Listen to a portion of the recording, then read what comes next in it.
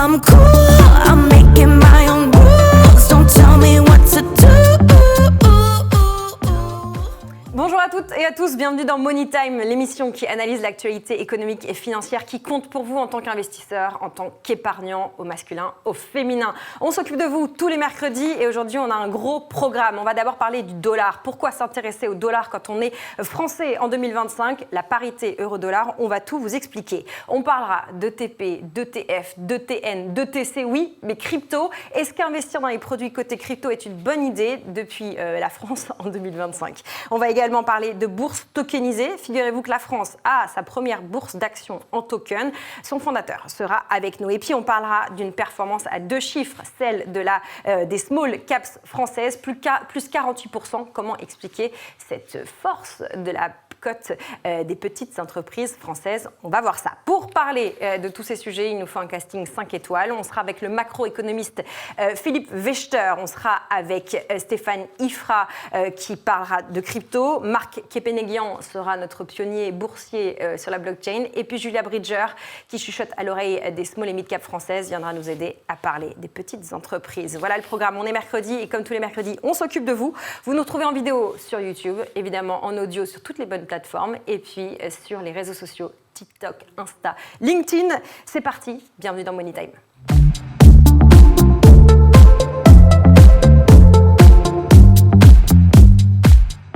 La parité euro-dollar, c'est plus que, vous savez, un taux de change, c'est le véritable baromètre de l'économie et ça a des impacts sur vos placements. Donc aujourd'hui, on va parler dollars, on va déchiffrer, décrypter ce que fait la monnaie américaine et vous expliquer pourquoi ça vous concerne. Et pour ça, Philippe Wechter est avec nous. Bonjour Philippe. Bonjour Lorraine. Tu es le chef économiste de Ostrom AM. Un peu l'économiste sans jargon. Pour présenter rapidement ce que tu fais, tu décryptes les cycles, ce que font les banques centrales. Et ta mission aujourd'hui, au-delà de ton analyse des tendances de marché, c'est de nous expliquer simplement c'est quoi le dollar et pourquoi, en tant qu'investisseur particulier français, il faut regarder ce que fait le dollar et ce que fait la relation euro-dollar. On est en novembre 2025.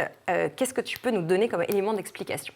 Alors, il y a beaucoup de choses. Le dollar est la monnaie internationale par nature. C'est-à-dire que les États-Unis, depuis 1944, depuis le Smithsonian Act, le dollar est la monnaie de référence pour les transactions, pour tous les financements internationaux. C'est un élément absolument clé.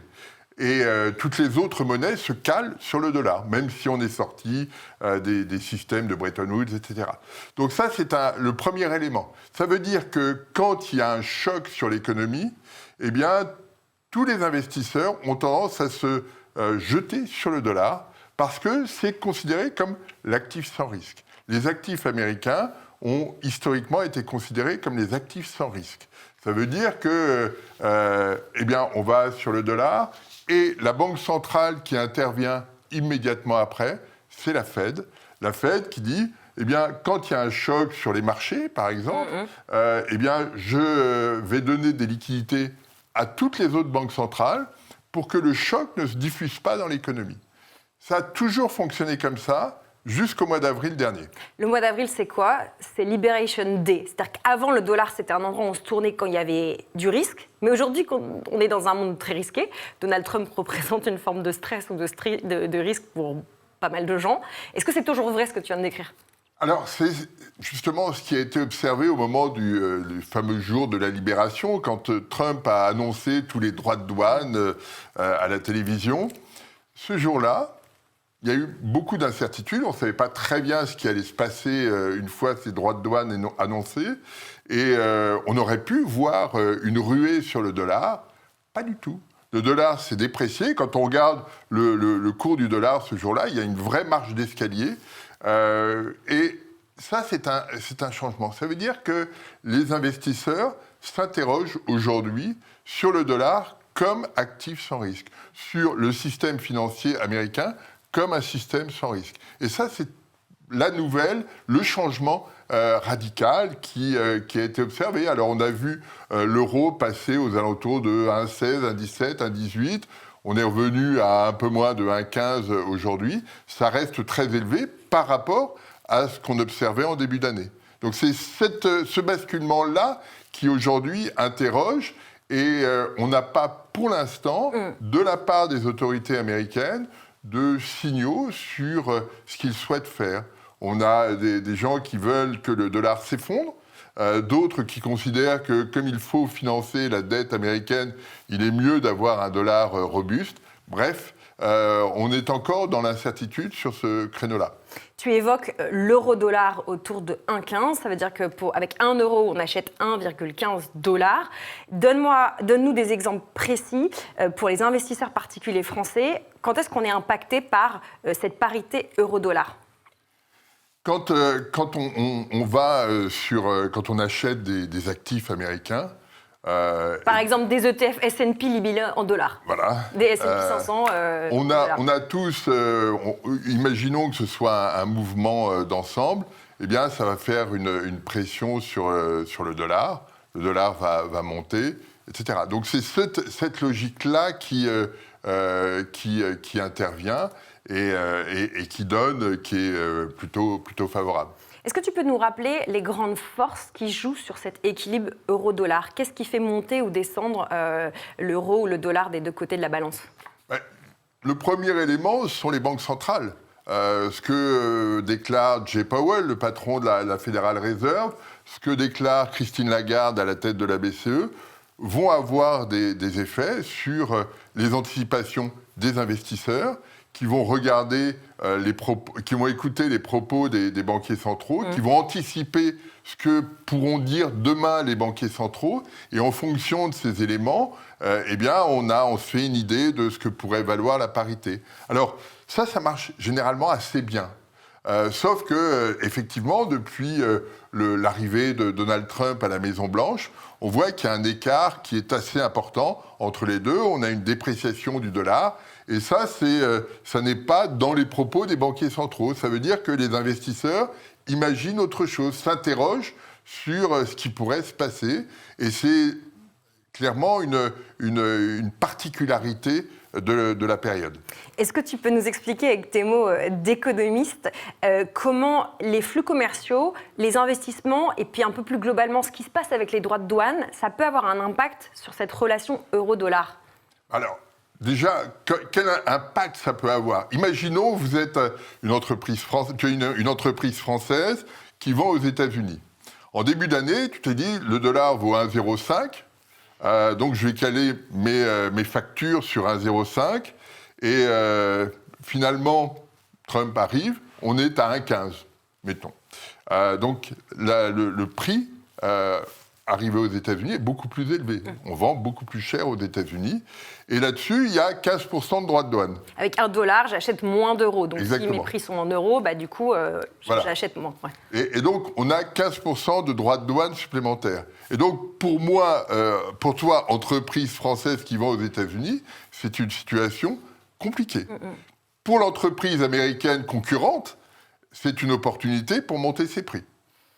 Et donc, c'est cette logique-là. On discute souvent de l'impact des droits de douane sur l'inflation américaine, et c'est ce mécanisme-là qui joue. Les entreprises pourraient de temps en temps réduire leurs marges en disant je vais amortir le choc. C'est un peu ce qui se passe sur les vins et spiritueux, où les entreprises californiennes ont maintenu des prix relativement bas pour prendre des parts de marché. Et une fois qu'elles auront pris des parts de marché, elles remonteront les prix. On voit dans d'autres secteurs que les entreprises ajustent immédiatement leurs prix. Et tout ça va être plutôt inflationniste pour les États-Unis. On va zoomer un tout petit peu dans le portefeuille des gens. Pour les gens qui ont investi sur l'or, qui est libellé en dollars, sur le pétrole ou sur les matières premières, qu'est-ce que ça change un dollar qui est plus faible que l'euro ? Alors, il y a deux choses. Quand vous investissez sur un actif, vous avez l'évolution de l'actif en tant que tel et l'évolution du dollar. Ce sont deux choses différentes. Ça ne va pas forcément dans le même sens. C'est pour ça qu'il est souvent souhaitable de neutraliser l'effet du change. Parce que vous pensez que l'once d'or va monter à $5 000, par exemple. Et donc, vous ne savez pas ce que va faire le dollar, vous neutralisez. Alors, ça vous prend une partie de la performance, mais vous pouvez être plus tranquille. Donc c'est cette problématique-là qui est posée, alors qui est relativement technique. Il faut s'adresser à son chargé de compte, peu importe la boutique à laquelle vous vous adressez, parce que lui, il a les capacités de le faire, mais est-ce qu'on est prêt à prendre le double risque ? C'est ça la question. Est-ce qu'on prend le double risque ou pas ? Et aujourd'hui, en tant qu'investisseur, il vaut mieux se centrer sur les questions d'actifs. Je pense que les taux américains vont tomber à 3%. Je pense que l'once d'or va monter à 5 000 $. Aujourd'hui, elle vient de repasser en dessous de 4 000. Oui. Non, mais la projection, pour toi, c'est 5 000. Non, c'est pas du tout. C'est juste pour fixer les idées. Et je voudrais pas que mon anticipation sur un actif américain me soit défavorable parce que le dollar a tel ou tel type d'évolution.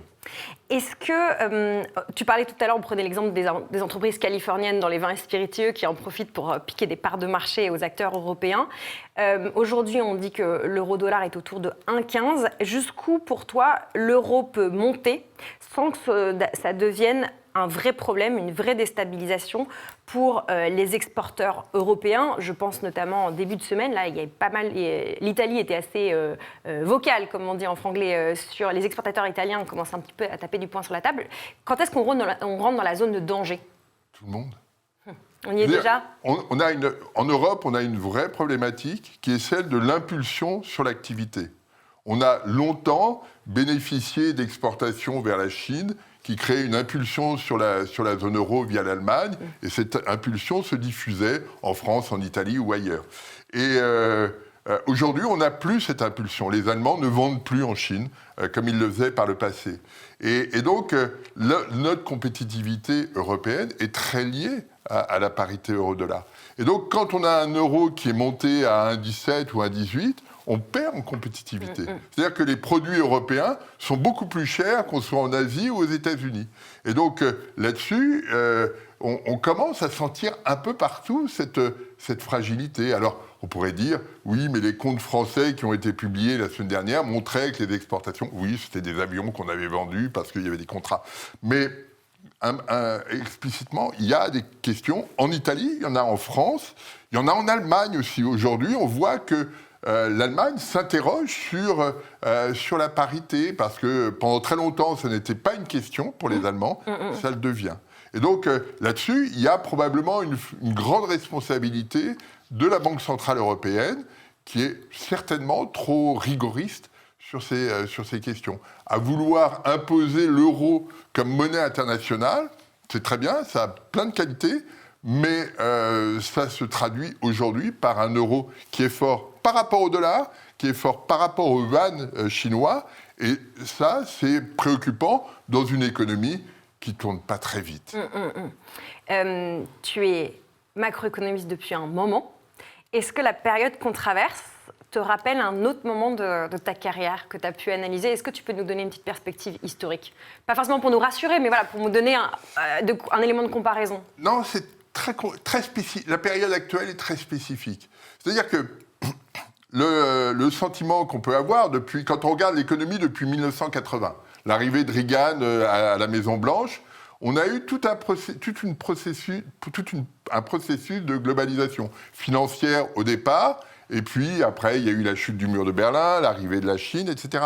Et donc, on était dans un jeu où tout le monde était bénéficiaire. Tout le monde adoptait des règles similaires. C'était la mondialisation. C'était la mondialisation. Heureuse. Et tout le monde jouait à peu près avec les mêmes règles. Et les frontières étaient ouvertes. C'est le livre de Thomas Friedman, sorti en 2006, The World is Flat. Il y a des opportunités partout. Aujourd'hui, ce qu'on voit aux États-Unis, en Chine, c'est une concurrence très forte sur la technologie. Et on voit bien que chacun veut être maître de la technologie. On réduit les transferts de technologie. On l'a vu sur tout ce qui tourne autour des puces Nvidia ou AMD. Les Américains voudraient en vendre, les Chinois n'en veulent pas, etc. Et donc, on est dans un monde qui se dissocie. Et ça, c'est quelque chose qu'on n'a pas vu depuis très longtemps. Et c'est ça la particularité du moment. Et ce qui est spécifique à la période, c'est qu'on reste très interdépendants. On voit bien qu'au mois de mai dernier, les entreprises américaines sont allées taper à la porte de la Maison-Blanche en disant « avec des taxes à 145%, on n'y arrive pas ». Donc les taxes avaient baissé. Et donc on est très interdépendants, mais dans le même temps, chacun veut tirer la couverture à lui. C'est compliqué. Et ce qui en rajoute une couche, c'est que les États-Unis et la Chine veulent être forts politiquement aussi. Ce qui est intéressant. On a vu Dan Katz, qui est le nouveau numéro 2 du FMI depuis quelques semaines, dire « les institutions qu'on avait créées après la Seconde Guerre mondiale, le FMI, la Banque mondiale, sont des institutions des pays développés. La Chine ne devrait pas y participer. Mais ça veut dire que la Chine va avoir, et a déjà depuis longtemps, la tentation de créer ses propres institutions. Et donc, on a un monde qui se morcelle, et c'est jamais bon pour la croissance. La fin de la mondialisation, peut-être? Je ne sais pas. Non, parce que on n'est pas prêt de fabriquer des téléphones, des batteries ou des drones en Europe ou aux États-Unis à des coûts comparables à ce qu'on observe en Chine. La dynamique technologique n'est pas terminée. La domination chinoise est forte. Donc c'est un monde beaucoup plus complexe que celui qu'on a connu depuis 40, 50, 60 ans. C'est fascinant pour les économistes. C'est un peu moins facile à décrypter quand on veut investir son épargne. Un dernier conseil pour ceux et celles qui nous écoutent, qui réfléchissent à leur allocation, à ce qu'ils font de leur argent de manière pratico-pratique pour un investisseur européen. Qu'est-ce que je peux regarder? Qu'est-ce que tu peux nous donner comme conseil? Ou une lecture peut-être, quelque chose, un take-away pour nous. Le conseil, c'est toujours le même sur les allocations quand on est un particulier, c'est de pouvoir dormir tranquillement la nuit. C'est-à-dire pas se réveiller en se disant « j'ai fait une bêtise ici » ou « j'ai fait une bêtise là ». Qu'on investisse sur des actions, sur des taux, sur du monétaire, en Europe ou aux États-Unis, il faut avoir la capacité d'être suffisamment diversifié et pas avoir pris des positions trop marqué pour se dire en pleine nuit oh, « c'est terrible, j'arrive plus à dormir ». Et ça, c'est un conseil de bon sens. De bon sens. Qu'il est bon de rappeler. Qu'il est bon de rappeler, absolument. Merci beaucoup Philippe Wächter, économiste sans jargon, qui lit les cycles et qui vous conseille aussi sur vos cycles de sommeil. Voilà, investir, se diversifier pour réussir à bien dormir la nuit, c'est très important. Merci beaucoup Philippe. Merci. Pour ce tour d'horizon. La macro donne le ton. Maintenant, on va parler de manière assez concrète de vos placements, si vous le voulez bien. Et je vous rappelle qu'on est disponible sur toutes les plateformes. Les moments forts seront sur TikTok, sur LinkedIn et sur Instagram.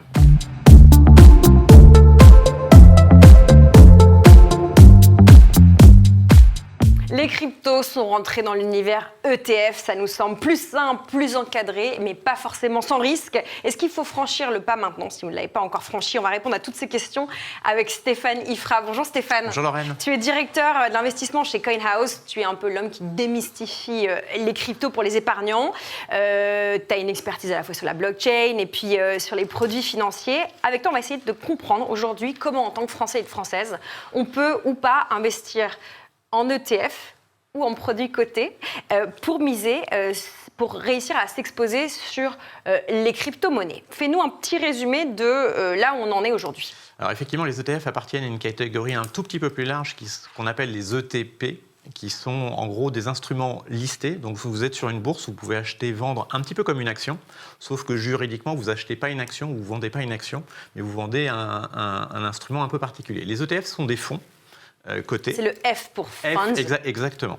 Après, vous avez ce qu'on appelle des ETN, qui sont des notes, donc plutôt des obligations qui sont émises par des émetteurs et qui vont swapper le montant de la dette, alors c'est un petit peu technique, contre une performance. Et en fait, vous allez avoir, vous, l'impression d'acheter une performance, donc par exemple sur du Bitcoin, alors qu'en fait, vous achetez une note, donc une obligation sur l'émetteur. Et enfin, on a ce qu'on appelle les ETC, qui sont des pools de commodities. Donc là, c'est très spécifique en termes d'actifs, donc dans lequel on va pouvoir retrouver notamment des cryptos, où là, quelque part, vous achetez une part d'un fonds de commodities, mais qui n'est pas un fonds juridiquement parlant. Toutes les cryptos ne sont pas considérées comme des commodities. en plus. C'est tout un débat aux États-Unis. Bon, alors on comprend qu'on ne peut pas forcément acheter des ETF crypto en France, mais qu'on peut acheter des ETP. Bon, ça c'est une petite nuance, mais c'est important parce qu'on comprend qu'on soit on investit sur un fonds, soit on investit sur l'équivalent d'une obligation, soit on investit sur l'équivalent d'une commodity. Exactement. Ça c'est pour le contexte, on va dire, cadré. Maintenant, aujourd'hui, en France, si je veux m'exposer en crypto à travers un de ces instruments, qu'est-ce que je fais ? Alors, il faut avoir un compte titre. En général, c'est au travers d'un compte titre qu'on va faire ça. Vous pouvez avoir accès à des ETP comme CoinShares, qui est un des plus anciens ETP en Europe, qui doit être coté, si je ne dis pas de bêtises, sur la bourse en Suisse. Le corporate, lui, CoinShares, est coté au Nasdaq, si je ne dis pas de bêtises, et en Suède. Mais l'instrument sur lequel vous pouvez vous exposer, il est en Suisse. Il y a 21 Shares également, qui fait des produits en France, qui sont disponibles en France. Et de manière un peu plus large, si vous voulez vraiment accéder à un ETF type BlackRock ou Fidelity aux US, il vous suffit d'avoir un compte de broker dans lequel, enfin, a priori un broker américain, qui lui peut vous donner accès à ce genre de choses. Moi, à titre personnel, je suis chez Interactive Broker depuis 20 ans, je n'ai pas d'action chez eux. Par contre, je peux acheter des trackers, des ETF directement cotés sur le marché américain. Différentes options pour en acheter. Est-ce que tu peux nous donner, j'allais dire au doigt mouillé, non pas trop au doigt mouillé, mais l'allocation, on va dire, raisonnable d'un portefeuille privé consacré à des, je dis ETF pour faire simple, à des ETF crypto, là en 2025 ? Alors, en général, dans le patrimoine, ce qu'on fait, c'est qu'on met de côté la résidence principale. Il faut vivre quelque part, et souvent pour, on va dire, la plupart des gens, notamment ceux qui ne sont pas fortunés, c'est la première source d'épargne. Donc ça, c'est à part. Ce qui vous reste à côté de votre résidence principale, ce qu'on appelle l'actif investissable, c'est celui-là qu'on va répartir en fonction un petit peu de son appétit pour le risque. L'horizon de temps, typiquement, si vous avez une dépense certaine, je ne sais pas, des financements d'études d'enfants à horizon 1 an, 2 ans, qui est un horizon relativement court dans le monde de l'investissement, il va falloir provisionner ce montant-là et vous n'allez pas le mettre sur un actif risqué. Donc il faut regarder ça. Et là, pour le coup, c'est un peu personne par personne. Il y a évidemment des grandes catégories. Nous, ce qu'on recommande chez CoinHouse, c'est de dire sur l'investissement liquide, celui qu'on peut vraiment miser sur le long terme, où on n'a pas besoin demain de couper sa pause pour avoir un besoin de liquidité, on conseille entre 5 et 10% en fonction de l'appétit pour le risque. Encore une fois, ça dépend vraiment de son appétit pour le risque, d'une allocation. Tu observes le marché, ou j'allais dire les marchés crypto depuis un moment. On parle beaucoup de Bitcoin, notamment dans cette émission. Bitcoin est très ponctuellement repassé en dessous de la barre des $100 000 cette nuit. On enregistre, on est mercredi aujourd'hui, 27 novembre. Je dis n'importe quoi, on n'est pas du tout 27 novembre, on est le 5 novembre, ça va pas du tout. Aujourd'hui, quelle est la place de Bitcoin et est-ce que la multiplication d'ETF sur d'autres cryptos a changé le rapport à Bitcoin ? Je ne sais pas si tu comprends ma question. Avant, on parlait tout le temps de Bitcoin. Il n'y a pas que des ETF Bitcoin, il y a d'autres ETF qui ont émergé. Est-ce que Bitcoin a perdu un peu de sa suprématie ? Alors, la réponse simple, c'est non. Ça reste de toute manière l'actif principal, et quand on regarde la dominance Bitcoin, qui est un indicateur que la plupart des gens qui connaissent bien la crypto surveillent, il est remonté maintenant depuis quelques semaines. On est à au-delà de 60%, c'est-à-dire que l'ensemble, la market capitalisation de Bitcoin représente un peu plus de 60% de l'ensemble des cryptos. Historiquement, on a pu descendre jusqu'à 35-40%, c'était plutôt il y a quelques années. Dans ce cycle-là, on a dû descendre à 55%, quelque chose comme ça. Et là, on est en train de remonter. Avec les mots de tous les jours, ça veut dire quoi ? Ça veut dire quoi ? Ça veut dire que les gens privilégient de loin le Bitcoin. Pourquoi ? Une grosse partie du mouvement qu'on a eu ces derniers mois, on va dire ces derniers trimestres même, est venue des investisseurs institutionnels. Or, ces gens-là, au démarrage en janvier 2024, n'avaient accès que à des ETF Bitcoin, et donc ils ont été en masse sur cet actif-là. Il y avait un seul produit disponible, en gros, pour les investisseurs professionnels. Oui, et c'était le plus liquide, le plus connu, et donc c'était normal d'aller sur celui-ci. Depuis juillet 2024, il y a eu l'ETF sur ETH. Ça a mis beaucoup de temps à réveiller l'intérêt des investisseurs. Ça fait maintenant quelques mois qu'ils sont au courant qu'il y a une alternative, ou plutôt un concurrent à Bitcoin. Et il y a eu une forme de rattrapage, mais ça a été très très lent. Et là, on est en train de commencer à parler d'ETF sur d'autres très grosses cryptos que sont Solana ou XRP. On parle du top 5 en termes de capitalisation dans le monde crypto. Et là, ils ne sont pas encore lancés. Voilà. Encore une fois, quand on ne sait pas et qu'on veut s'exposer à une nouvelle classe d'actifs, on va sur le market leader. C'est pas une info, mais cette ETF XRP ou cette ETF Solana, toi, tu les imagines sur le marché à quel moment ?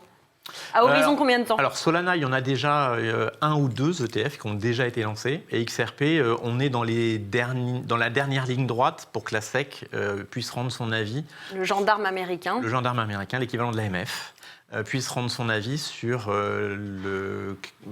pour pouvoir lancer l'ETF. Alors pour nous, investisseurs français, ça serait quand ? Pour nous, investisseurs français, encore une fois, il y aura pas, je pense, tout de suite des ETP là-dessus. Alors peut-être que si CoinShares en a peut-être déjà sur, je ne veux pas dire de bêtises, mais sur XRP, sur Solana et ETH, ils doivent en avoir, nos amis de CoinShares. Encore une fois, si vous avez votre compte de broker américain, comme j'en ai parlé tout à l'heure, vous y aurez accès en même temps que les Américains. C'est-à-dire que le premier jour de cotation, il sera disponible sur la plateforme. Justement, revenons chez nous en France et en Europe. Bitcoin a été débattu à l'Assemblée nationale ces derniers jours. Tu as sans doute suivi les débats. Au-delà de l'accouchement de ces débats, qu'est-ce que tu peux nous dire de l'état d'esprit des investisseurs crypto en France? Est-ce que les débats à l'Assemblée, c'est une bonne chose parce que ça permet de parler de Bitcoin et des cryptos et donc d'une autre classe d'actifs? Est-ce qu'on est dans une logique très franco-française de parler d'actifs, donc de taxation? Comment tu sens, bon évidemment chez CoinHouse, tu as une vue sur votre clientèle, etc. Mais voilà, en observateur du marché, quel est l'état d'esprit là? Alors je pense qu'effectivement, le fait qu'on en parle de manière publique, c'est plutôt une bonne chose. Ça aide dans la vulgarisation et dans le fait de démystifier ce qu'est Bitcoin. Le fait qu'il y ait eu ces ETF aux États-Unis, ça a aidé également, puisque ça permet à des gens, on va dire, avertis d'aller investir sur ce marché-là. Donc, ça a aidé l'adoption, quoi. L'adaptation et l'adoption. Exactement. Donc si eux y vont, c'est qu'a priori, ça doit être... C'est pas que c'est sans danger, mais en tout cas, il y a un certain nombre de dangers qui ont été, on va dire, cross-checkés. Donc, on doit pouvoir y aller. Après, la liquidité, par exemple ? Sur la liquidité, sur la sécurisation des fonds, sur un certain nombre de choses. Réglementation, c'est-à-dire qu'il y a quand même un régulateur qui est en train de regarder cette classe d'actifs, les instruments qui sont émis sur cette classe d'actifs. Donc ça, c'est quelque chose qui doit rassurer le grand public. Il n'empêche que ça reste des actifs très volatiles. Et donc, il y a quand même encore un danger qui est toujours là, un risque qui est toujours là. Et donc là, le seul moyen de se prémunir de ce risque-là, c'est combien on mise dans son portefeuille. Ouais. Et c'est pour ça que tout à l'heure, on parlait de 5 à 10% de l'actif liquide. Pourquoi ? C'est parce que si jamais cet actif-là perdait 70%, qui est arrivé plus d'une fois dans sa vie, il ne faut pas que ça remette en cause la sécurité financière de l'investisseur. Donc si vous avez 5% de votre patrimoine là-dessus, vous perdez 70%, vous perdez 3,5%, c'est jamais agréable, mais c'est 3,5% du patrimoine. Donc on arrive à continuer à maintenir son train de vie, et c'est ça qui est très important. On observe le monde de l'investissement. Toi et moi, on le voit. Il y a toute une classe de néo-investisseurs qui est arrivée sur le marché de l'investissement via les cryptos. Autour de la période du Covid, pour le dire un peu simplement, des gens, quel que soit leur âge, quel que soit leur niveau d'éducation financière, rentrés en investissement par les cryptos, qui aujourd'hui cherchent à se diversifier sur d'autres classes d'actifs. Pour ceux et celles qui ne sont pas encore investis, est-ce que le contexte actuel autour du budget français doit faire peur ou au contraire offrir une opportunité pour se dire j'y vais maintenant parce qu'après, ce sera peut-être plus taxé? Alors, il y a plusieurs choses là-dessus. Le timing, en général, pour rentrer sur un marché, il ne dépend pas que de ce que va dire le gouvernement. Déjà, c'est un actif qui est un actif mondial. Donc, son prix, il n'est pas drivé par les discussions qu'on peut avoir en France au niveau des parlementaires ou au niveau de la taxation. On va dire les grandes décisions ou ce qui va influer sur les prix, c'est pas les débats à l'Assemblée, quoi. Il est certainement bien en dehors de notre territoire. Par contre, effectivement, là où il y aura un impact des discussions, typiquement les discussions budgétaires et donc potentiellement sur les taxes en France, c'est si vous détenez des cryptos en France et que vous faites des plus-values en France, oui, il y aura un impact au moment où vous allez réaliser vos plus-values. Mais ça, j'allais dire, quelle que soit la classe d'actifs. Absolument, ouais. Donc, pour moi, il ne faut pas tellement se focaliser par la discussion qu'il y a au Parlement. Bien sûr qu'elle aura une incidence à la fin de l'année quand on remplit ces déclarations, mais sur le prix du Bitcoin, il n'y aura aucune influence. On va dire ce qui est beaucoup plus influent, c'est qu'est-ce qui se passe avec les grands argentiers mondiaux qui investissent sur cette nouvelle classe d'actifs. On va dire, historiquement, on avait un marché qui était plutôt cyclique, avec des cycles de 4 ans qui étaient très liés à comment est opérée la blockchain Bitcoin. Maintenant, on a un peu remplacé ces gens-là par les investisseurs institutionnels parce que quand on regarde les flux, les masses, c'est ceux-là qui sont beaucoup plus importants. Ces gens-là, qu'est-ce qui va se passer s'il y a une crise ? Il y a des chances qu'ils retirent leurs billes. Il y a une forme de corrélation quand les marchés ne vont pas bien. On l'a vu en avril cette année, autour la Liberation Day. En fait, quand il y a un événement qui ne plaît pas aux investisseurs... Liberation Day, on rappelle, c'est quand Donald Trump est arrivé avec son grand panneau avec les droits de douane pour tous les pays. Ouais. Et qui a fait peur à tout le monde. Et donc là, pour le coup, on est passé en mode risk-off. Et dans ce cas-là, toutes les classes d'actifs risquées perdent de la valeur. Certaines plus que d'autres, parce que pour le coup, on a des acteurs qui ne sont pas aussi sereins en fonction des classes d'actifs sur lesquelles on se trouve. On a des liquidités qui ne sont pas les mêmes d'un marché à l'autre. Si vous êtes sur le marché obligataire des obligations d'État aux États-Unis, vous êtes sur le marché le plus liquide au monde. Si vous êtes sur les cryptos, vous êtes sur un marché beaucoup moins liquide. Et donc, quand ça va moins bien et que les gens retirent leur liquidité, il y a plus d'impact sur les marchés moins liquides que sur les marchés plus liquides. On va finir là-dessus. Peut-être le mot clé de la corrélation. Est-ce que les cryptos sont toujours décorrélés des autres classes d'actifs ? Ça, c'est une bonne question. Quand on regarde depuis presque le Covid, on s'aperçoit que dans les crises, il y a une très forte corrélation. Et ça, c'est assez normal. Donc quand ça va mal, Bitcoin monte ou descend de la même manière que les actions, pour le dire un peu vite. Et je vais même dire, il va amplifier la baisse. Donc quand ça va mal, quelque part, la diversification que vous avez en temps normal, dans les moments de crise, qui est là finalement où on a envie d'être le plus protégé, et c'est vrai avec Bitcoin, c'est vrai avec tous les actifs, y compris l'or. En fait, quand il y a des crises aiguës, malheureusement, tous les actifs risqués baissent en même temps. Certains juste plus que d'autres. Donc oui, à moyen terme, il y a une forme de décorrélation. Et en même temps, on commence à avoir des investisseurs qui sont à la fois sur les actifs traditionnels et sur les cryptos. On a voulu des ETF pour justement démocratiser l'investissement et avoir des grands argentiers qui puissent avoir accès à cette classe d'actifs. La contrepartie, c'est qu'on va être aussi soumis au cycle des marchés financiers traditionnels. Très intéressant. Merci beaucoup Stéphane Liffra de CoinHouse qui rend la crypto compréhensible et puis investissable pour ceux et celles qui voudraient rentrer ou se renforcer sur les cryptos. On va continuer à parler un petit peu de crypto d'une certaine manière. Enfin, en tout cas, on va parler des ETF aux infrastructures. On va s'intéresser à la finance tokenisée. À suivre. À tout de suite.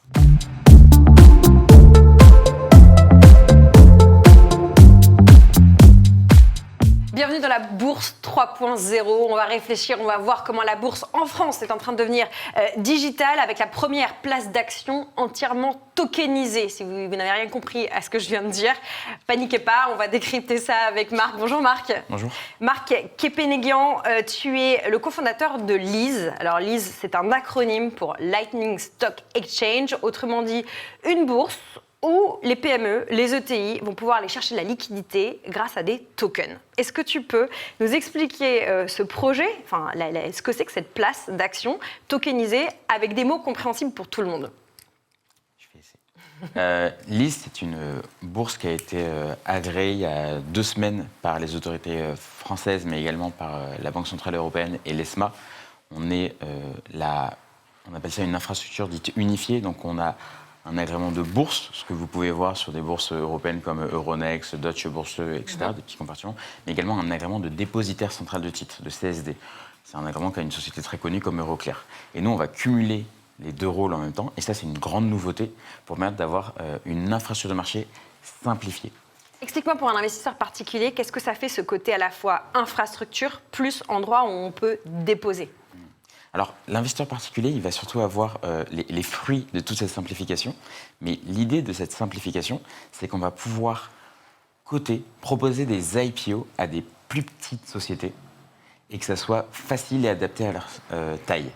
Et donc, en rendant notre infrastructure plus efficiente, on permet à des PME françaises, des PME régionales, des ETI, de faire des introductions en bourse, une vraie IPO sur Lise, d'aller chercher entre 3 et 12 millions d'euros, donc renforcer leurs fonds propres, réindustrialiser, des projets très... Un peu ce que vient de faire Duralex, en fait. C'est L'entreprise un peu- alors, française vient de c'est lever de des l'obligation. fonds. Ils auraient pu le faire chez toi. Duralex a fait de l'obligation, nous on fait de l'equity, donc c'est vraiment une augmentation de capital en fonds propres, et la société devient cotée, et donc on a une bourse, on va dire, adaptée à ce profil de société.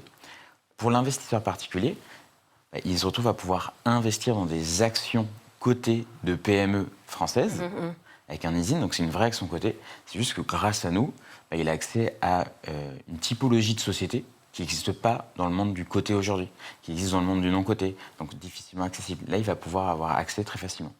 Bon, on voit l'intérêt du point de vue des entreprises, en gros PME, ETI, qui ont besoin d'argent, qui ont besoin de liquidité, qui n'ont pas envie de passer forcément par le private equity, que la bourse, ça tente.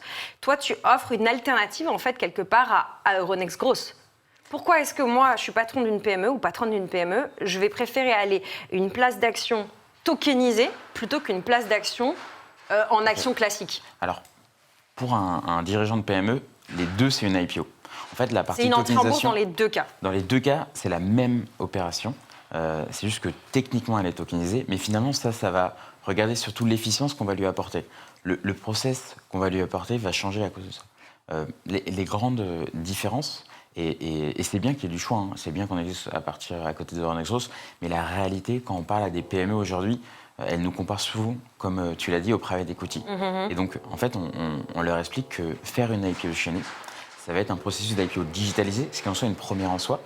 On va faire des IPO en dessous du seuil de prospectus. Ouais. Donc le seuil est à 8 millions d'euros aujourd'hui, il passe à 12 millions d'euros en juin 2026. Donc en dessous de ce seuil, il n'y a pas besoin de visa et passer au collège de l'AMF. Donc ça va plus vite, Ça il va y a moins de paperasse. plus vite, et c'est l'infrastructure, donc nous, qui validons l'admission.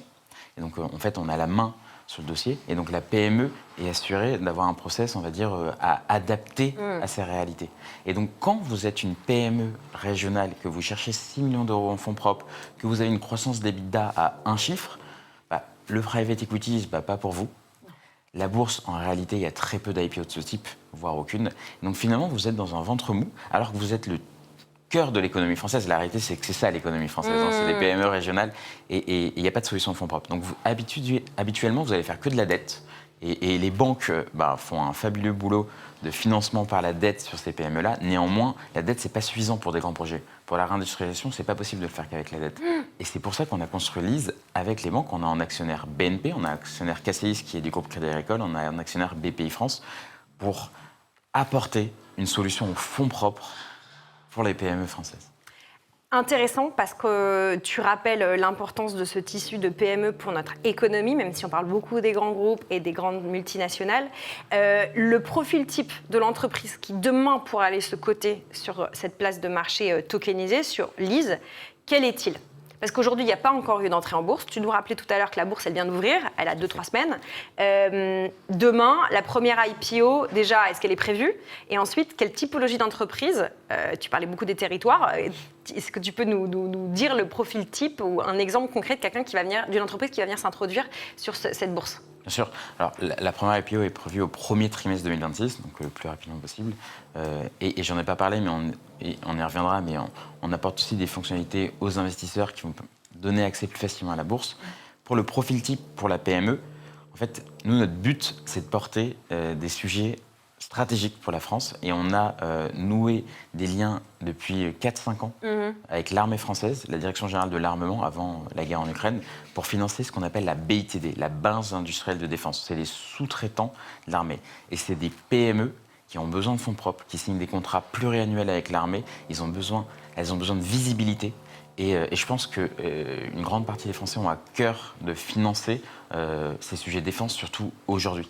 Il n'y a pas que Excel Technologies, tu vas nous dire. Il y en a plein d'autres. En fait, il y a 3000 PME de BITD en France. Et dans les 3000, il y en a peut-être la moitié qui ont besoin de fonds propres. Eh oui. C'est ça la vérité, c'est que dans ces fournisseurs de l'armée et du monde de la défense, c'est essentiellement des PME et comme beaucoup de PME, elles ont des problèmes de fonds propres. On revient à l'investisseur particulier ou l'investisseuse particulière qui nous regarde. Ok, je suis intéressée d'aller regarder cette place d'action tokenisée de plus près, d'acheter des parts d'entreprise, enfin d'acheter des actions d'entreprise cotées demain sur Lise. Concrètement, qu'est-ce que je vais avoir dans mon portefeuille? À quoi ça va ressembler le token? Dans quoi il va être stocké? Comment je vais pouvoir le consulter? Décris-nous un peu l'interface utilisateur. Comme je t'ai dit, en fait, tokeniser, ça va concerner surtout l'infrastructure et nos partenaires. Mais pour un investisseur particulier, il y a deux manières d'acheter une action qui serait cotée chez Lise. La première manière, qui sera disponible dès le départ, c'est ouvrir un compte sur la plateforme Lise. Et dans ce cas de figure, vous allez avoir un compte titre, en fait, et ce sera là. Un compte titre très similaire que ce que vous avez chez une autre plateforme. La différence, c'est que vous allez pouvoir acheter via Lise que les actions cotées sur Lise. Okay. Un peu limité, mais vous avez ce profil. La deuxième manière de faire, c'est investir via votre compte titre PEA, PME actuel. Ça nécessite des connexions qui sont en cours entre Lise et les teneurs de compte conservateurs des banques françaises. Une fois que c'est fait, en fait, vous allez aller sur votre broker en ligne, vous allez aller sur votre PEA, vous allez taper le nom d'une société cotée chez Lise, vous allez avoir un ISIN, et en fait, vous avez le même parcours qu'acheter une autre action cotée sur n'importe quel autre marché. Vous allez la détenir de la même manière. C'est la même chose. En fait, nous, l'idée, c'est de ne pas bouleverser les émetteurs d'un côté, parce que c'est une vraie IPO, les investisseurs de l'autre, c'est de permettre d'avoir ces nouvelles classes d'actifs disponibles via la bourse. Alors justement, quelle est la part raisonnable pour un investisseur individuel qu'on peut allouer à ce type de placement? Alors, on comprend que ça reste un placement PME, accessible au PEA ou au PEA-PME, ou voilà, si on veut aller sur un compte titre spécifique sur la plateforme Lise, est-ce qu'il y a un pourcentage de l'allocation idéale ou que toi, tu pourrais recommander? Est-ce que c'est le même que simplement l'investissement qu'on peut faire sur une small cap, par exemple? Enfin, comment tu peux... C'est des small cap. Non, mais c'est clairement des small cap. C'est la même logique dans laquelle on rentre. C'est considéré comme une small cap. Donc, il faut considérer que c'est la même chose qu'une small cap. C'est une PME cotée, donc c'est une small cap. C'est juste qu'elle n'est pas cotée sur un marché traditionnel, elle est cotée sur un nouveau marché, mais ça reste une small cap. Comment je doublonne pas dans mon portefeuille, du coup? Parce que si je vais investir dans les small caps, par exemple sur Euronext, et on en parlera juste après, avec Julia Bridger, et qu'en plus je vais investir sur des small caps cotés sur Lise, comment je fais attention à ne pas me surexposer à ce secteur small cap parce que peut-être le concept de token me séduit et que du coup, j'ai envie d'y aller. Les small caps, je ne suis pas sûr qu'on peut considérer comme un secteur, parce qu'il y a plusieurs secteurs de l'économie réelle qui s'appliquent sur les small caps. Donc on peut avoir des small caps qui sont du même secteur que la finance. Voilà. Et donc, il faut plutôt le voir comme des actifs avec des profils risque-rendement plus élevés. Donc, souvent plus de risques sur une small cap, un rendement possiblement aussi plus élevé. Donc, il faut faire attention. Évidemment qu'il faut réfléchir à la stratégie au global sur le patrimoine. Et c'est compliqué de donner des chiffres, mais je dirais au global, 5% sur les small caps de son patrimoine, ça semble raisonnable. Je pense qu'il faut rester raisonnable. Par contre, d'un point de vue macro, je pense que collectivement, on a besoin de rediriger une partie de l'épargne des Français vers nos PME. C'est comme ça qu'on va redynamiser les territoires. C'est comme ça qu'on va permettre à des PME de recruter, de réindustrialiser. Donc, il y a deux côtés. J'ai envie de dire, de manière micro, faisons attention. Il y a des risques qui peuvent être à venir, donc soyons au courant de tout ça. D'un point de vue macro, collectivement, il faut qu'on y aille plus. Il y a un sous-jacent un peu de souveraineté nationale dans ce que tu dis. Je suis obligée de te poser une question sur les frais, parce que c'est important, les frais quand on investit, notamment en bourse. Est-ce que c'est des frais comparables à ce qui existe déjà sur le marché et comment vous rémunérez, quoi? Ouais. Alors nous, on a plusieurs manières de nous rémunérer. Déjà, lors de l'introduction en bourse, la société va nous payer très peu de frais fixes et des success fees sur le montant global levé. Une fois coté, elle va nous payer des frais de listing annuels qui sont par rapport à ce qu'elle paierait sur des infrastructures de marché européennes en comptant tous les intermédiaires, parce que nous, en fait, on est une sorte de one-stop shop pour elle. Ça va être divisé par 5 ou 6, donc c'est assez impactant pour une PME cotée. Ça, c'est notre manière de nous rémunérer côté émetteur, côté société. Côté investisseur, lorsque vous participez à l'IPO, il n'y a aucun frais. Il n'y a pas de frais de garde. Donc, vous pouvez détenir, vous participez à l'IPO, vous détenez une action 30 ans, en fait, vous avez 0 frais. Par contre, quand vous allez revendre, il va y avoir des frais de transaction qui vont dépendre du volume. Bon, tu reviendras nous voir qu'il y aura la première IPO. Avec Est-ce que plaisir. tu as une idée déjà du secteur de l'entreprise qui pourrait rentrer en premier sur Lise? Comme je t'ai dit, Statistiquement. Statistiquement, On sait que les biotech sont en forme. Est-ce que ça pourrait être une biotech? Comme je t'ai dit, nous, on considère qu'on a un rôle à jouer pour la BITD, le secteur défense. Donc on aimerait bien lancer une première IPO du secteur défense parce qu'on est certain que les Français ont à cœur de soutenir ce secteur, surtout en ce moment. Et tu nous disais, plus de 3000 entreprises sur les territoires au service de la défense. Merci beaucoup, Marc Kepenegian, cofondateur de Lise, le Lightning Stock Exchange, qui veut rendre la bourse aussi simple et rapide qu'un transfert sur la blockchain. On suivra cette initiative au service de la liquidité. La liquidité, justement, et l'accès aux fonds propres, on va continuer à en parler, parce qu'on va zoomer sur la cote small, sur les petites capitalisations françaises avec Julia Bridger. À tout de suite.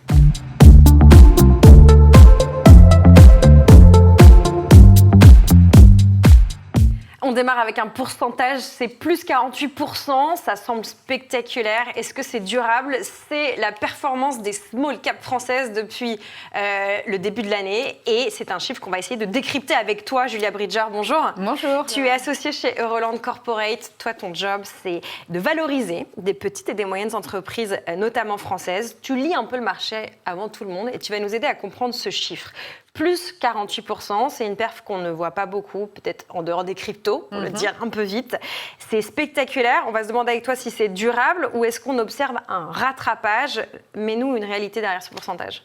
Alors, c'est vrai qu'on observe déjà un rattrapage parce que la classe d'actifs des small et mid-cap avait énormément souffert ces 5 dernières années. C'est une classe d'actifs qui, généralement, historiquement, a toujours surperformé le CAC 40 et le marché des large caps et qui, ces dernières années, était plutôt en sous-performance. Donc, on va dire qu'on a déjà un effet de rattrapage sur les small caps. Ouais. Mais il y a un deuxième effet, et je pense qu'on y reviendra plus tard, c'est que cette performance, elle est poussée par quelques valeurs et qui ont des progressions spectaculaires. On citera d'une part Abivax, parce qu'on parle de 1200% de hausse du cours depuis le 1er janvier. Donc évidemment, quand on a une valeur dans un indice qui fait plus 1200%, on comprend les plus 48%.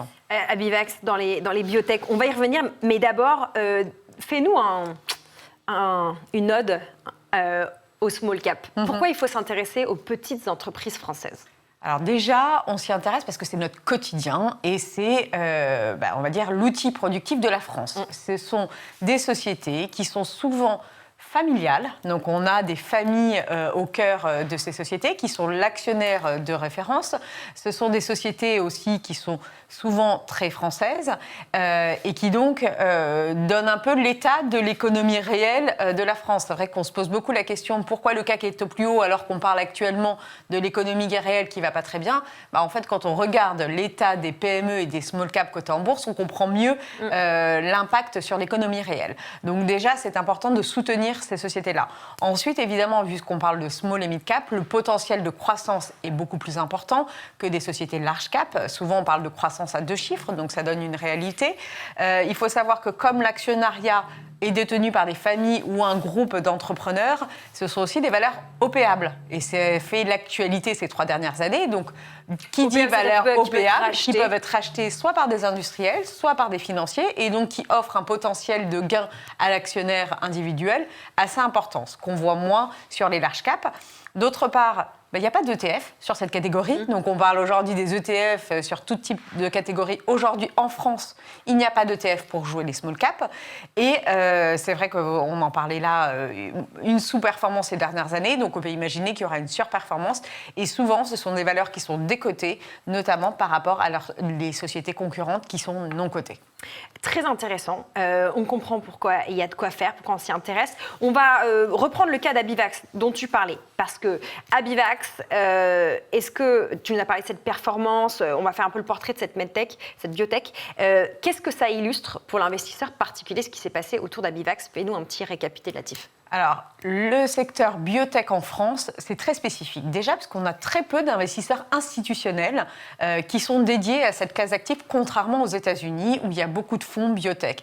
Donc, c'est vrai que les sociétés de biotechnologie en France, elles se sont financées en partie par des fonds, mais aussi beaucoup grâce aux actionnaires individuels qui, eux, ont le sentiment de financer la santé. Et donc, il y a une affection particulière pour ces sociétés. Donc déjà, quand on regarde le capital de ces sociétés, souvent, on voit que ce sont des sociétés très liquides parce qu'il y a beaucoup d'actionnaires individuels qui ont participé à ces levées de fonds. Donc ça, c'est le premier point. Et le cas d'Abivax, c'est pas... Ils ont signé et ils ont eu la phase 3. La phase 3, ça veut dire qu'il y a une autorisation et que leur produit, leur médicament peut être rapidement mis sur le marché. Donc, il y a notamment eu un partenariat avec Johnson & Johnson. Et donc, quand on dit ça, ça veut dire que tout le potentiel de création de valeur est là, il est fort, et donc le cours a fortement augmenté. Et il faut remettre ça aussi dans son contexte. Aujourd'hui, depuis l'élection de Donald Trump aux États-Unis, il a cette volonté d'accélérer les process de la FDA. Les FDA, c'est l'autorité de santé américaine qui donne leur autorisation ou leur accord pour passer en phase 1, 2 ou 3, et donc de mise sur le marché de ces produits-là. Et c'est vrai que, on va dire que, est-ce que c'est une coïncidence ou pas, je ne le pense pas. Depuis l'élection de Donald Trump, les process se sont peut-être accélérés. Et donc, on a vu plusieurs médicaments qui ont été, en tout cas, validés par la FDA, ce qui a provoqué cette hausse du cours. Abivax est très en forme, mais il y a d'autres biotech qui drivent le marché. C'est intéressant, les biotech, mais on voit bien que le risque est élevé. Il y a beaucoup de volatilité. On dépend d'essais, tu l'as dit, mais aussi d'une régulation ou d'autorités qui peuvent faire tomber les têtes. Est-ce que quand on est investisseur français et qu'on veut miser sur les small caps, on est forcément surexposé à ce secteur des biotech? Alors, surexposé, non, mais c'est vrai que ce sont... donc fort rendement potentiel et fort risque associé. Bon, c'est toujours la règle classique, plus de risque, plus de rendement. Donc c'est vrai que ce qui est intéressant avec Abivax, c'est que ça a apporté ensuite tout le secteur de la biotechnologie. Donc on le disait, il y a Abivax, mais il y a DBV Technologies aussi, qui a eu un médicament qui est rentré en phase 3 sur les allergies. On a Nanobiotics aussi, qui a progressé de 458%. Donc c'est vrai qu'une fois qu'on a eu un accord d'Abivax, ça a apporté tout un secteur, avec certains qui ont effectivement eu des bonnes nouvelles également, et d'autres pas spécifiquement. Mais c'est vrai que ça a créé une sorte de spéculation sur l'ensemble du secteur. Question un peu bête, est-ce que quand on investit sur le compartiment small et mid, on est protégé de ce qui se passe aux États-Unis? Est-ce qu'on est sur des entreprises qui sont, tu disais tout à l'heure, très françaises? Ouais. Est-ce que ça nous hedge? Est-ce que ça nous protège de ce qui se passe autour des droits de douane ou le dollar qui est faible, l'euro qui est fort? Enfin, est-ce qu'il y a un lien macro comme ça? Il y a quand même un lien, effectivement. Alors, c'est vrai que les small caps est aussi corrélé à ce qui se passe sur le marché de manière générale. Et on sait que le marché des large caps avec le CAC 40 est corrélé directement à ce qui se passe aux États-Unis. Mais c'est intéressant ce que vous dites, parce que c'est vrai qu'au moment où il y a les droits de douane au mois de mars, où les marchés des large caps ont vacillé, c'est vrai que les small caps ont été plutôt protégés à ce moment-là, parce que, évidemment, activité plutôt franco-européenne et donc beaucoup moins corrélée au risque des droits de douane et aux exportations. Bon, le marché des small caps est plutôt en forme, tu viens de nous le rappeler. Maintenant, si on fait le bilan des entrées en bourse, il n'y a pas grand-chose à retenir, à part une IPO, c'était en juillet 2025. C'est une entreprise dont on a déjà parlé dans cette émission avec Sébastien Coinon, qui s'appelle Semco, entreprise de Montpellier, si je ne dis pas de bêtises. Semco, seul IPO, qu'est-ce que ça dit de l'état de ce marché? Complètement à l'arrêt, t'es au chômage technique, toi, en fait, non? Oui, c'est plus difficile depuis quelques années, c'est clair. C'est vrai que c'est le grand paradoxe. Les indices vont mieux. Les dernières IPO, parce que cette année, il n'y a que Semco. L'année dernière, c'était aussi très peu d'IPO. Peut-être juste préciser, Semco, ils sont quasiment dans le secteur des semi-conducteurs. Tout à fait. Donc, c'était le secteur en vogue et il y a une très forte demande et l'activité va plutôt bien. Mais si on regarde et on prend un peu de perspective sur les 2 dernières années, très peu d'introductions en bourse. Il y a 2 ans, Stif, une société qui s'est introduite sur Euronext Growth. La société s'est introduite à une très faible valorisation boursière. Son cours a explosé. On est passé de 6,50 €, on est monté jusqu'à 80 € en 2 ans. On a Planisware qui s'est introduit dans les éditeurs de logiciels, qui est plutôt une mid large cap. On a Exosense également qui se sont introduits. Toutes ces sociétés ont réussi leur introduction boursière le jour J, mais si on regarde et on fait le bilan à 2 ans, la progression est aussi forte. Donc on a ce paradoxe d'avoir des dernières introductions bourse qui ont très bien réussi, qui ont fait gagner de l'argent aux investisseurs particuliers, institutionnels, et pourtant qu'une seule IPO aujourd'hui. Donc c'est vrai qu'aujourd'hui, le problème, c'est d'attirer les PME, les ETI à venir s'introduire en bourse. Et c'est vrai que fut un temps, on a eu la concurrence du private equity qui offrait des espoirs de valorisation bien plus importantes que la bourse. Mais aujourd'hui, ça n'est plus le cas, puisqu'on sait que le marché du private equity est aussi compliqué. Ils ont des difficultés à lever des fonds, ils ont des difficultés à sortir de leur participation. Et donc, c'est vrai qu'on attend aujourd'hui, et ça, c'est un esprit dans les mentalités, certainement, de se dire que la bourse répond à des besoins de financement et peut aider les entreprises à se financer sur le long terme. Les PME, les ETI, elles ont besoin d'avoir un accès à des capitaux. Il faut faciliter l'accès au marché de capitaux. Dans l'actualité assez chaude, il y a l'entreprise Duralex qui a levé des fonds auprès de particuliers. Pourquoi Duralex n'est pas parti en bourse ? Alors, Duralex, je dirais... C'est difficile de résumer en 2 secondes, mais non, voilà. mais on est quand même dans une histoire de restructuration. Donc, c'est vrai que là, ils jouent sur l'affection et sur un financement type participatif pour inciter tous les particuliers à financer. Et on va dire qu'il y a une histoire sentimentale après l'histoire financière. C'est vrai qu'aujourd'hui, quand même, il y a un profil de société qui doit s'introduire en bourse. C'est une société qui a de la croissance, ou en tout cas qui a une croissance même modérée, mais qui est sur un train de croissance, et qui a une rentabilité avérée et une structure de bilan assez saine. Duralex, c'est aussi un pari, donc je comprends la notion de financement participatif. Après, on ne désespère pas de voir Duralex s'introduire si tout le redressement se passe bien. Intéressant. On en parlait de l'accès des PME et des ETI au marché de capitaux juste avant toi avec Marc Kepenegian, fondateur de Lise. Lise, c'est une sorte de bourse d'actions tokenisées. On pourra acheter des parts d'entreprises depuis son PEA PME. C'est une autre manière d'apporter de la liquidité aux entreprises. C'est pas un dossier que tu as forcément déjà beaucoup étudié, mais là, au Débeauté, comment tu peux comprendre ce qui se passe et quel problème vient répondre cette offre de bourse tokenisée? C'est peut-être effectivement, je connais pas, je suis pas spécialiste de cette bourse qui est nouvelle. Maintenant, dès lors que ça peut répondre à des besoins et à besoins spécifiques sur ces sociétés tokenisées, à voir s'il y a une communauté d'investisseurs qui peuvent répondre et que ça rend un marché efficient par sa liquidité et son prix. Donc c'est un projet intéressant et à suivre certainement dans les prochaines années. Bon, tu vas soulever un peu le capot de ton book, si je puis dire. Quelles sont les thématiques ou les secteurs au sein des small, mais on peut aussi élargir au mid, que tu regardes en particulier là, sur cette fin d'année et peut-être que tu es déjà en train de regarder pour 2026, toi, Julia Bridger? Alors, ce qui est intéressant de regarder, donc c'est vrai que la biotech a déjà fait un gros chemin, donc c'est difficile de se positionner maintenant, alors qu'on a déjà eu des performances très significatives. Non, ce qui est intéressant de regarder, c'est quand même des secteurs qui ont toujours bien performé en bourse, avec des valorisations assez bonnes, généralement, qui est le secteur des ESN. Donc les ESN, c'est les entreprises du service numérique, c'est toutes les sociétés du service informatique et les éditeurs de logiciels également. Il faut savoir que les ESN et les éditeurs de logiciels, c'est des sociétés qui ont fait beaucoup l'objet d'OPA les 5 dernières années. Donc il y a beaucoup de sociétés qui sont se retirées parce qu'elles ont été rachetées par des industriels ou par des sociétés financières. Et là, ce qu'on voit sur les niveaux de valorisation, c'est qu'elles ont actuellement, elles se payent vraiment moins cher qu'elles ne se sont payées sur le long terme. Si on prend le secteur des ESN, aujourd'hui, ça se paye 0,9 fois le chiffre d'affaires, alors qu'avant, on était à plus d'1,1 fois le chiffre d'affaires. Et les éditeurs de logiciels, on est à 1,6 fois le chiffre d'affaires versus 2,1 fois le chiffre d'affaires. Alors, clairement, ces sociétés, surtout le service informatique, pâtit un peu de la difficulté de l'économie française aujourd'hui, des budgets qui sont mis sur ces entreprises-là.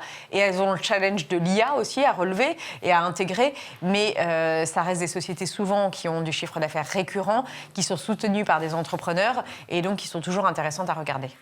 Intéressant. On finit par un petit mot de crypto. Quel est ton regard sur les treasury companies en crypto, les entreprises qui font le choix d'avoir une partie de leur trésor en bitcoin ou autre crypto-monnaie? Quel impact ça a sur la valorisation ou la revalorisation de certaines valeurs à Paris? Alors là, ça a été spectaculaire. Je dois avouer qu'on ne s'attendait pas du tout à ce que ce changement ces trésoreries compagnies, Bitcoin compagnie, se revalorisent de cette manière-là. Ce qu'il faut savoir, c'est que souvent, on avait des sociétés qui avaient une activité tout autre. Si je prends le cas de Blockchain Group, qui est devenu Capital B aujourd'hui. C'est une société qui était plutôt dans les services informatiques numériques, qui était petite. Nouveau management, nouvelle gouvernance. Ils décident de se lancer dans le Bitcoin. Croissance phénoménale du cours de bourse. Alors aujourd'hui, c'est vrai qu'après cette croissance, donc ça a été extrêmement spéculatif pour jouer la montée du Bitcoin. Et donc, ils ont réussi à faire énormément de levées de fonds pour à chaque fois investir dans le Bitcoin.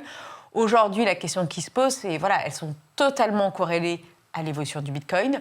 Les résultats, pour certaines qui viennent de publier des résultats semestriels, on voit que c'est très difficile à valoriser. Et donc, est-ce qu'il faut investir et jouer ces petites sociétés small cap qui investissent que dans du Bitcoin, ou plutôt aller sur d'autres instruments que vos différents intervenants ont présentés. Donc, c'est très spéculatif, c'est très spécifique. Et ce qui est rigolo, ce qui est surprenant, c'est que des sociétés, d'autres sociétés, donc comme entreparticuliers.com, qui était une société qui était comme seloger.com, on va dire, c'était la location et la vente d'appartements entre particuliers, eux aussi, ils se sont déclarés Bitcoin Treasury Company, ils ont changé leur nom, c'est devenu Itero, le cours, il a fait plus 343%. Voilà, sans vraiment de stratégie, on va dire, très définie. Donc, c'est vrai que ça reste des paris. Il y a beaucoup de particuliers qui ont investi dans ces sociétés-là, juste pour jouer, on va dire, la thématique.